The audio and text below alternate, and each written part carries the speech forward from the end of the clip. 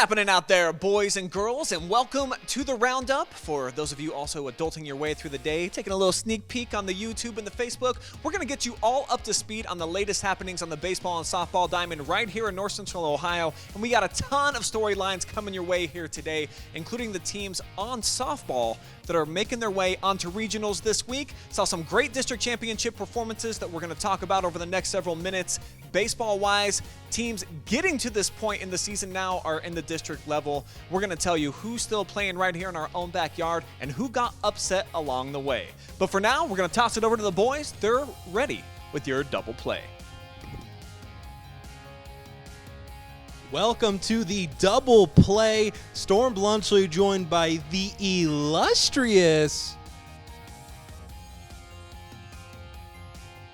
Garret Parlett. And Garret, I believe you had a ton of softball on the schedule for this week. Yeah, Storm, got to see two teams headed to regionals now, Edison and Mohawk. Mohawk got it done versus Lucas, 13-2 through 5 innings. Then would later go on to beat Plymouth 4-2. They only had 4 hits, but all 4 hits got to cross the plate as they will now play the Hilltoppers on Wednesday. They have a chance to go to the Elite Eight. The Hilltoppers, I don't think I've ever heard of that one, but I was over in Whippet country where the number 2 seeded and state-ranked Shelby Whippets got upset by number 8 Bellevue. I mean, I'm normally supposed to have 2 topics to talk about, but I only have this one. That's taking home the whole enchilada for me because I think I could talk the whole rest of the show about this one and it still wouldn't do it justice. It was an absolute pitcher's duel out there. 19 combined strikeouts from both the starting pitchers. They both pitched 7 innings and 10 hits combined from both teams, so it was a defensive struggle. Bellevue only had 3 total hits, and they won 2-1, and one of those was a Mason Beauvais absolute bomb to left field. I mean, he killed it. He crushed it, demolished it. It was a dinger. Everything under the sun, you could say, he did it to that ball, and that ended up taking them over Shelby in an absolute defensive slugfest. I believe you wanted to close things out, though, with some more softball. Yeah, so I'm glad to see Edison again, as I mentioned earlier in the show, but they did end up beating Colonel Crawford 3-0. Kyra Abman only allowed 3 hits, pitched a full game, obviously scoreless, and then they went on to play Huron, their division rival, and beat them 10-0. She also went the full game and was held Huron scoreless once again. So just another great performance from Kyra Abman and the Edison Chargers. They have a chance to be elite as well. I think that's going to do it over here at the double play. I believe for the last time, Brian is going to step in and steal the show. Yeah, that's right, gentlemen. I'm going to head over with Big League. He's standing by. We're going to talk about a couple of teams right here in our own backyard that are moving on to the regionals in the district round, and then also just one team remaining from a conference right here in our own backyard. Find out who it is just as soon as I can get over there.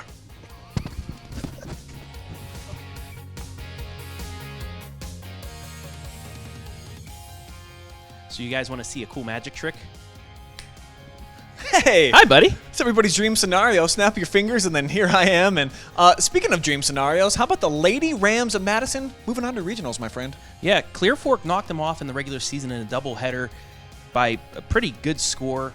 Madison comes in completely rejuvenated after a big win against Ontario, and they just take care of business with the run rule victory in a district championship, something you don't see that much in Division II. This Madison squad, they are stacked from top to bottom. They have speed at the top, they have some big boppers in the middle, and then at the bottom, as we saw with Barrett, she can provide some offense at the bottom of the order that gives you that second leadoff per se, and then pitching and catching, one of the best tandems right now in Division II. And then you got a coach like Coach Tim Nicewander. Some people think he's a little too harsh on his kids, but no, he is not.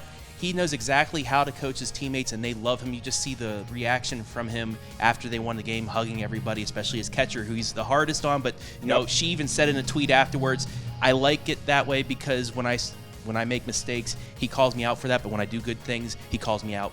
He praises me for that as well, which I think is great in a coach." And they're just hitting on all cylinders going into this regional, and I think they're a favorite to get to Akron Firestone Stadium. Wow. And I think what I liked most about them, we got to spend a lot of time in the dugout, is they have unbelievable spirit. The catcher, I think, is the ringleader right there. But everybody kind of gets involved. Nobody's ever sitting down. A lot of noise. It's always loud when you're at a Madison Rams game. So I think that can kind of carry you, especially in softball, where the girls, it just helps them bond if they can put it all together.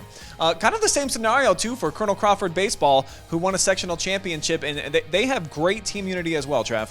Yeah, and you know what? Schroeder from Oak Harbor, he had a no-hitter, 7 strikeouts through the first 9 hitters, the first time through the lineup, but then Crawford saw those pitches, second time through, they start hitting, they scored the runs, and then Drayton Burkhart, a great performance. He was hurt, he had a bad toe, and he still gets the complete game, 1 run only. Crawford moves on, and I think that's a good game for them to start out the tournament, a little gut punch per se to start, but they're moving on. They know they can, come back after a slow start and get that victory. And especially after losing the last 2 games of the regular season, I think that helps them out because some teams, they go in undefeated into a tournament. They kind of think, they can do whatever and they get upset, kind of like what Shelby did.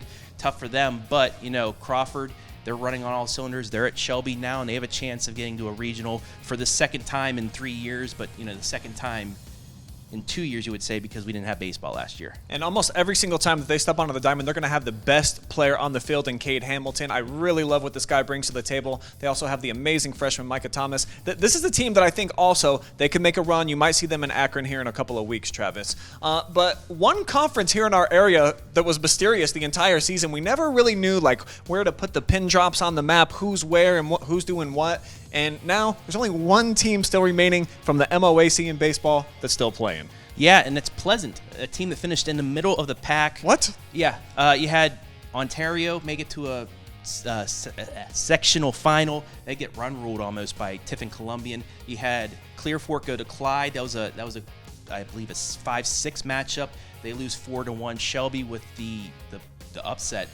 They got upset by Bellevue, an 8 seed. They were the 2. River Valley gave Highland, who was a number 2 seed in their district, a run for their money, but Highland pulls it off. But, it's Pleasant. They're in a district semifinal, and if they win, they could actually face Northmore, who was playing tonight in their district semifinal. So the only team left is Marion Pleasant, a team that finished in the middle of the MOAC, a team that we didn't expect to even win the conference. They're the last team standing right now. Wow, amazing. We had high hopes for Shelby all year long, and in large part because they just have such great interns, including our very own Mason Neese, who we just want to go ahead and give a shout out to him and invite everybody to his graduation party coming up on Sunday. If you make it out to 5,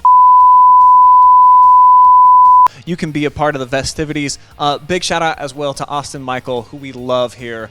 Great intern for us. And I'm a terrible son because last week during our show, it was my mother's 60th birthday, and I forgot to wish her happy birthday. So, Mom, Susan Berardi, happy belated 60th birthday. You're not that old yet, so happy birthday, Mom. 60 years young. All right, Travis, kind of been carrying the show all year, so let's go ahead, hop on, take a ride over for today's Grand Slam. See you guys.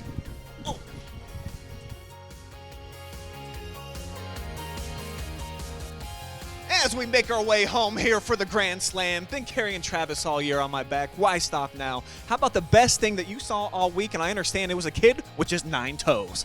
Yeah, Drayton Burkhart for Colonel Crawford pitched with a blister on his big toe. The foot he uses to push off, it's really painful. Every pitch, it hurts when he uses it. So, gutted it out. Only 1 run he gave up. Complete game effort as Colonel Crawford wins a sectional championship, and they move on to Shelby in the districts.